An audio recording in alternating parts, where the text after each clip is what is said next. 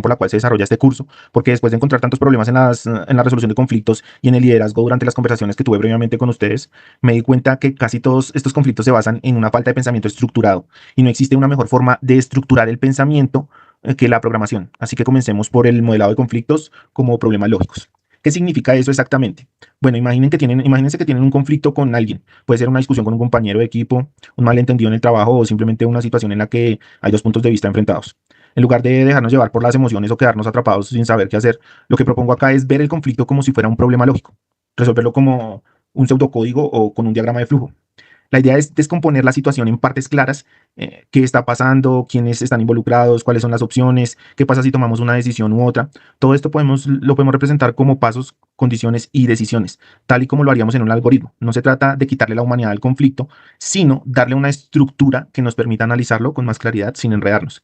En otras palabras, estamos aplicando herramientas de programación para pensar de forma más ordenada frente al problema, que a simple vista parecen caóticos, y eso puede ayudarnos muchísimo a tomar mejores decisiones, evitar reacciones impulsivas y hasta encontrar soluciones que beneficien a todos los involucrados.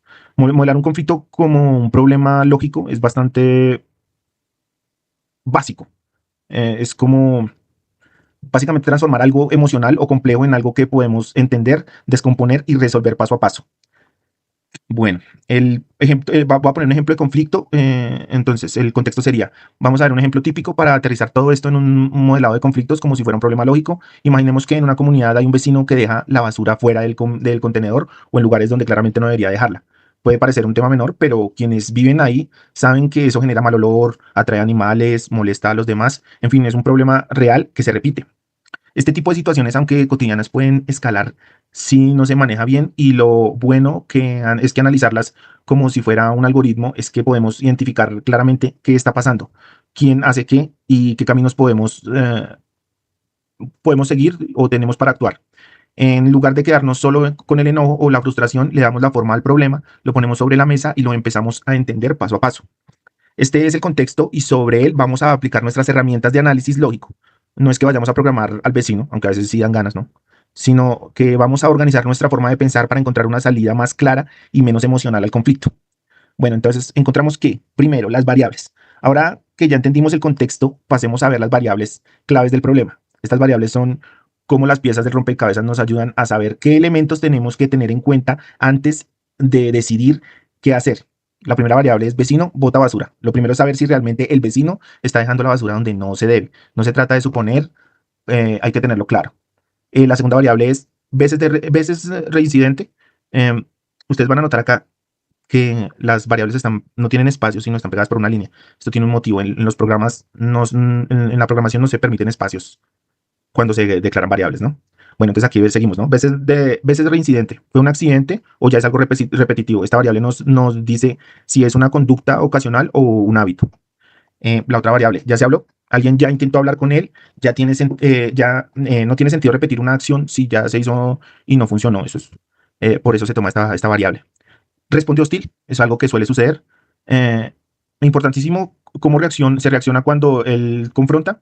Esto afecta mucho la estrategia a seguir. Acción comunitaria, podemos hacer algo como grupo. A veces la presión o el diálogo grupal funciona mejor que un reclamo individual, ¿no? Eh, Norma local, finalmente hay reglas claras sobre esto, tenemos respaldo legal o normativo, ayuda a no quedarnos solo en lo moral o lo personal. Estas son las variables, no solo nos ayudan a entender mejor el problema, sino que son la base para construir una solución más pensada. Podemos convertirlas en preguntas dentro de un pseudocódigo o en decisiones dentro de un diagrama de flujo. Y esto nos va guiando paso a paso a una respuesta más lógica y menos impulsiva. Continuemos. El ejemplo del paso a paso, el diagrama de decisiones. Bueno, ahora ya tenemos el contexto del conflicto y las variables clave. Ya están bien definidas para ver cómo se puede organizar todo esto en un camino lógico como si fuera un algoritmo. La idea es convertir una situación cargada de emociones en una serie de pasos que nos ayuden a decidir qué hacer. Todo arranca con una pregunta simple. ¿El vecino está dejando la basura donde no debe? Si la respuesta es no, listo, se trata de terminar ahí. No hay nada que resolver, pero si la respuesta es sí, entonces seguimos adelante. Después nos preguntamos, ¿alguien ya habló con él?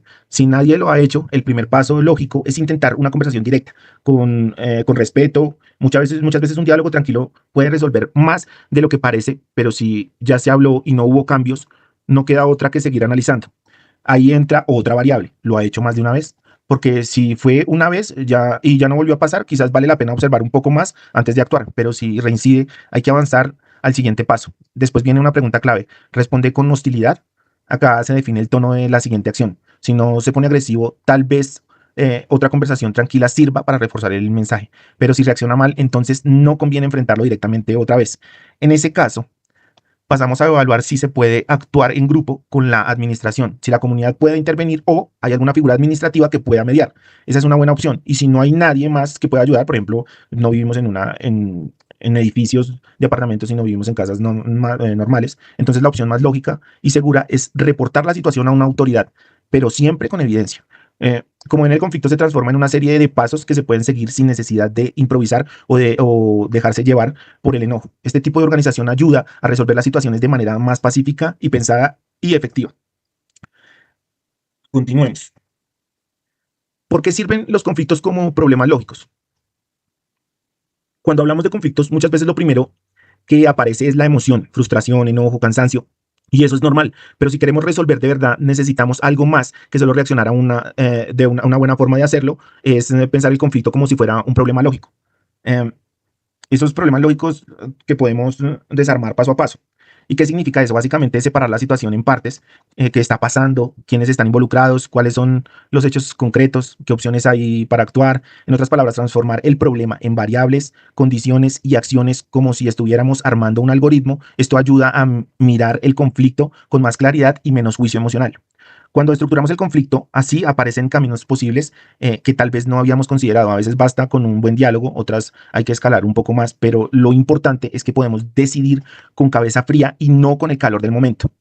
Este enfoque también es muy útil para desarrollar pensamiento crítico. Nos obliga a preguntarnos qué puede pasar si hago esto, qué consecuencias trae esta decisión, hay otra manera más efectiva de abordar esto, y eso nos lleva a tomar decisiones más responsables, más maduras y con mejores resultados a largo plazo.